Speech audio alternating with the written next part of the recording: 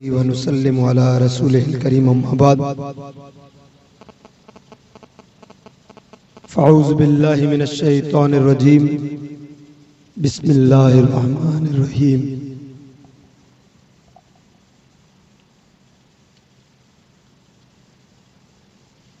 या अय्युहल्लज़ीना आमनुत्तक़ुल्लाह व कूनू मअस सादिक़ीन। आमन्तु बिल्लाहि सदक़ल्लाहु मौलाना अज़ीम व बल्लगना रसूलुहुन नबियुल अमीनुल करीम व नहनु अला ज़ालिका लमिनश शाहिदीन वश्शाकिरीन वज़्ज़ाकिरीन वल्हम्दुलिल्लाहि रब्बिल आलमीन। क़ाल अल्लाहु तबारक व तआला फ़ी शान हबीबिही सल्लल्लाहु तआला अलैहि वसल्लम अऊज़ु बिल्लाहि मिनश शैतानिर रजीम इन्नल्लाहा व मलाइकतहु युसल्लूना अलन नबी या अय्युहल्लज़ीना आमनू सल्लु अलैहि व सल्लिमू तस्लीमा।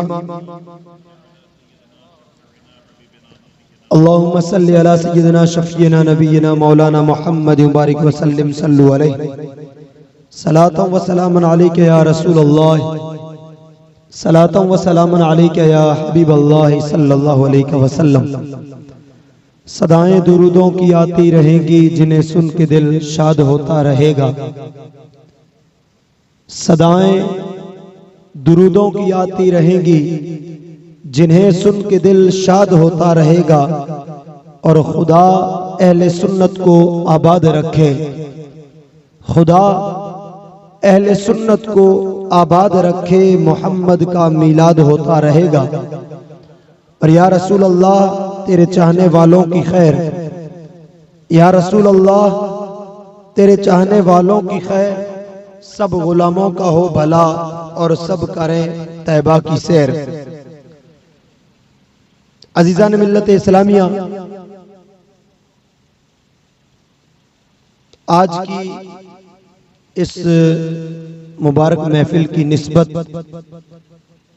हुजूर सैयदना गौसुल आज़म दस्तगीर अब्दुल कादिर जीलानी रज़ियल्लाहु ताला अन्हु की तरफ है।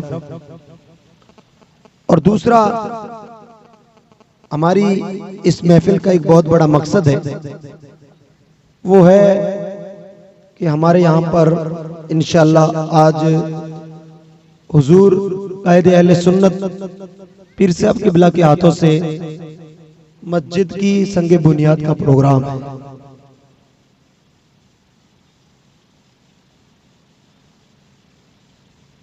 मौलाना गुलाम हैदर साहब क़िबला ने, मौलाना सलीम साहब ने भी बयान भी किया था कि अल्लाह तबारक ताला का सबसे पसंदीदा, जैसे दुनिया में हमारी भी पसंद की चीजें होती है। किसी को घर पसंद होता है तो किसी को मार्केट में बैठ के बीड़ी पीना पसंद होता है, किसी को कुछ पसंद होता है, किसी को कुछ पसंद होता है, किसी को दुनिया की ट्रैवलिंग करना पसंद होता है। तो अल्लाह तबारक ताला को इस दुनिया में पसंद क्या है? आपके गिड़ा के अंदर एक इंसान ने 10 मंजिला मकान बनाया। पूछे उलमा इकराम से, कभी अल्लाह ने कुरान में कहा है कि गिड़ा वाले का वो घर मुझे पसंद है? नहीं कहा है। आप बड़ा मार्केट बना ले, कहा है मौलाना साहब ने कभी कि अल्लाह कहता है कुरान में कि गिड़ा की वो जो मार्केट है ना, 10-12 दुकान है, वो मुझे बहुत पसंद है? नहीं पसंद। अल्लाह ताला कुरान में फरमाता है कि अल्लाह की इस धरती पर सबसे अल्लाह की फेवरेट और पसंदीदा जो चीज, जो जगह है, वो अल्लाह का घर मस्जिद है। और हदीस पाक में आता है, जिस इंसान ने मस्जिद बनाई, एक भी पत्थर लगाया, एक पत्थर नहीं लगाना है, हमें तो पूरी बनानी है इंशाअल्लाह। लेकिन मेरे आका फरमाते हैं कि जिसने मस्जिद तामीर करवाई और एक भी पत्थर लगवाया, तो कयामत के दिन वो पत्थर अल्लाह की बारगाह में उस बंदे की सिफारिश करेगा और कहेगा कि मौला, इस बंदे ने तेरा घर बनाया था, इस घर के बदले इसके लिए जन्नत में मकान बना। हमारी कामयाबी क्या है? हम कभी कब्रिस्तान जाएं, कब्रों को जाकर के देखें, कब्रें टूटी फूटी बिखरी पड़ी कब्रें। हाँ, कभी कभी हालात ये होते हैं बरसातों के अंदर कि कब्रें टूट जाती है, पानी अंदर चला जाता है, फिर कब्रें खुल जाती है। तो हम देखते हैं कि कब्रों के अंदर जब कब्रें खुलती है तो कुछ नहीं होता है, ना तो कोई अंदर बिल्डिंग है, ना कोई ठाठ बाट, ना कोई अमीर है, ना कोई गरीब है, ना कोई फकीर है, ना कोई दबदबे वाला है, ना कोई ताकत वाला है, ना कोई पैसों वाला है। कब्रें सारी बराबर पड़ी है, हड्डियां बिखरी पड़ी है। कब्रें चीख चीख के कहती है तुम्हारा रौब दबदबा है, पीछे रह गया है, तुम्हारी जमीनें हैं, पीछे रह गई है, तुम्हारे घर थे, पीछे रह गए हैं, तुम्हारी सवारियां थी, पीछे रह गई है, तुम्हारी इज्जतें, शोहरतें, पैसा, जो कुछ था सारा पीछे रह गया है। अब जब तुम्हारी सांस की डोरी टूट चुकी है तो अब कब्र में सिर्फ तुम्हें आना है और तुम्हारे आमाल को आना। चाहे अच्छे आमाल हो, चाहे बुरे आमाल हो, मरने के बाद इंसान की कब्र में वही चलने वाले हैं। आज अल्लाह तबारक तआला ने हमें ये जिंदगी के चंद साल दिए। हमारे पास में अल्लाह का एक गोल्डन ऑफर है कि हमारे पास में ये चंद साल जिंदगी है। हम जमीनें हजारों बीघा ले लें, मरने के बाद मुझे बताइए किसी के साथ ये जमीन चली? नहीं चले। आप बहुत खूबसूरत घर बना लें, मरने के बाद किसी का घर किसी के साथ में नहीं चलने वाला है, किसी की कोठी किसी के साथ में नहीं चलने वाली है, किसी की गाड़ी किसी के साथ नहीं चलने वाली है। सोना चांदी जायदाद घर बार औलाद बच्चे सारे पीछे रहने।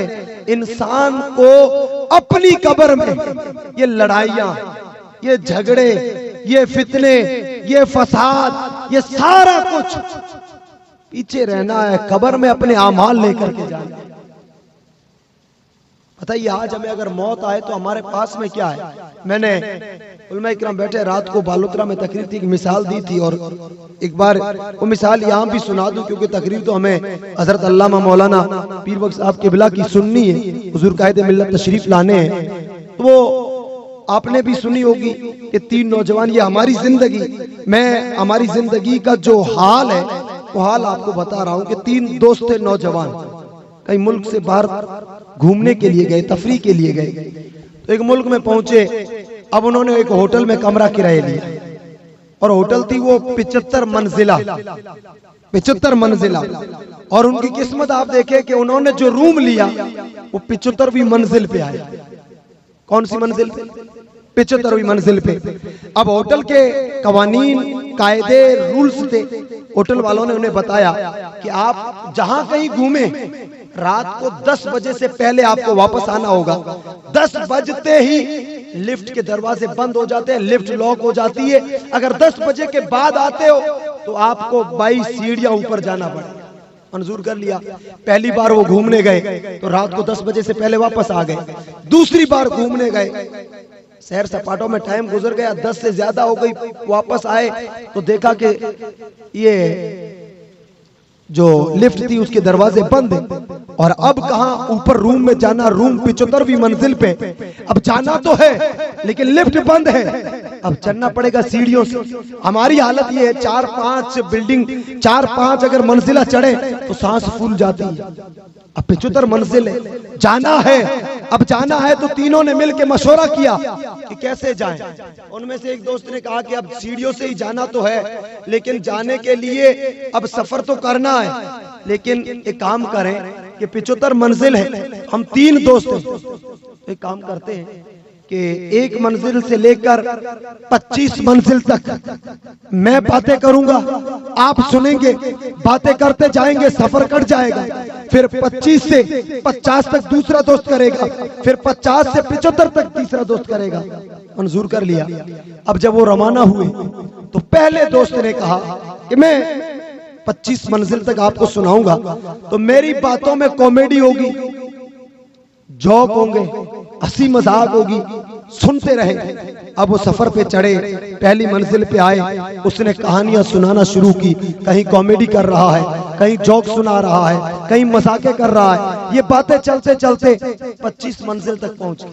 अब जब 25 मंजिल पे पहुंचे, अब उसने कहा, दूसरे को कहा तेरी बारी है। अब दूसरे दोस्त को कहा, अब दूसरे दोस्त ने कहा कि मैं कॉमेडी नहीं करूंगा, मजाके नहीं करूंगा, सीरियस बातें सुनाऊंगा। आप तवज्जो के साथ सीरियस बातें सुनते जाएं, संजीदा बातें सुनाऊंगा। उसने संजीदगी वाली बातें, सीरियसली बातें सुनाते सुनाते 50 मंजिल पे पहुंचे। अब कहा तीसरे को तू सुना। उसने कहा 25 मंजिल रही है, 50 तो हो गई, अब 25 में मैं सुनाऊंगा। कहा क्या सुनाओगे? कहा गम भरी कहानियां, इमोशन भरी कहानियां, दुख दर्द भरी कहानियां सुनाऊंगा और 75 मंजिल पहुंच जाएंगे। अब तीसरा दोस्त शुरू हुआ, उसने गम भरी कहानियां सुनाई, इमोशन सुनाए, रोते रोते वो 75वीं मंजिल पे पहुंचे। अब सारा सफर उन्होंने पूरा तो कर लिया, 75 मंजिल तो गुजार ली, लेकिन अब जैसे ही कमरे के दरवाजे पर पहुंचे, एक दोस्त कहता है, हाय अफसोस, करम फूट गए हमारे। कहा क्या हुआ? कहा करम फूट गए। कहा हुआ क्या? तो वो कहता है, ये 75 मंजिल का सफर तो कर लिया, लेकिन जो कमरे की चाबी थी वो नीचे भूल गई। कमरे की चाबी नीचे भूल गए। लिफ्ट बंद थी। किस्से सुने, कॉमेडी सुनी, जोक सुने, संजीदा बातें सुनी, सीरियस हुए और फिर दर्द भरी कहानियां सुनते सुनते 75वीं मंजिल पे आए, चाबी नीचे भूल गए। अब वापस कैसे जाए? अब देखे हमारी जिंदगियों, अल्लाह ने जिंदगी दी है 25, 50 या 75, 100 साल की। 25 साल तक तो बचपन में क्या किया? मजाके करते रहे, कॉमेडी करते रहे, हंसी मजाक में गुजार लिए।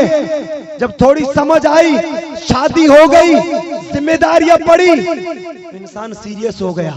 अब कमाने के लिए घर छोड़ा, माँ बाप को छोड़ा, रिश्तेदारों को छोड़ा, घरों से दूर गया, वतन से दूर गया, सीरियस जिंदगी गुजारी, कमाता रहा, खुद भूखा रहा, घर वालों को खिलाता रहा। जब बूढ़ापे में आया, अब घुटनों में दर्द हुआ।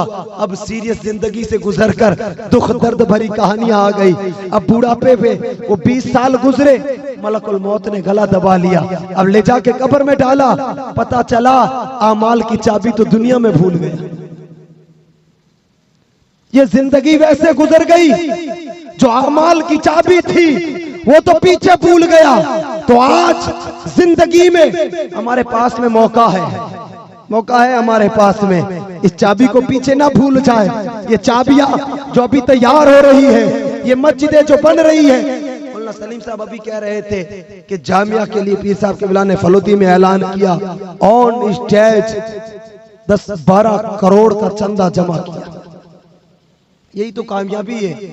इंसान अपना सारा सरमाया पीछे छोड़ देगा। कब्र के अंदर कयामत के दिन इंसान को काम आने वाली जो चीजें हैं, वो इंसान के अच्छे और बुरे अमाल। अच्छे अमाल करेंगे तो हमारे लिए जन्नत के रास्ते खुले हैं, और बुरे अमाल हैं तो फिर कयामत की सुबह तक हमें कब्र के अंदर सजाएं मिलनी है। अल्लाह तबारक तआला हम सबको नेक तौफीक और रफीक अता फरमाए। अल्लाह ताला हमें सच्चा पक्का मुसलमान बनाए। अल्लाह हमें मस्जिदें बनाने की तौफीक दे, और सिर्फ मस्जिदें बनाने की तौफीक ना दे, बल्कि अल्लाह से ये भी दुआ करें कि अल्लाह जब मस्जिदें बना ले तो बनाने के बाद मस्जिदें आबाद करने की तौफीक अता फरमा। अल्लामा इकबाल कहते हैं, मस्जिद तो बना ली पल भर में ईमान की हरारत वालों ने। मस्जिद तो बना ली पल भर में ईमान की हरारत वालों ने। मन अपना पुराना पापी बरसों में नमाजी न बन सका। मस्जिद तो एक रात में हम बना लेते, मस्जिद तो एक महीने में बना लेते, मस्जिद तो चंद सालों में बना लेते। मस्जिदें बनाने वालों सदियां गुजर गई, साल गुजर गए, लेकिन मन जो था ना, वो सदियों में आज भी नमाजी नहीं बन सका है। इसलिए अल्लाह तबारक तआला की बारगाह में ये तौफीक मांगे अल्लाह से कि अल्लाह मस्जिदें बनाने की तौफीक दे, और साथ में हमें नमाजी बनने की तौफीक अता फरमा। हमें मस्जिदें आबाद करने की तौफीक और रफीक अता फरमा। वमा अलैना इल्लल बलाग। अस्सलामु अलैकुम।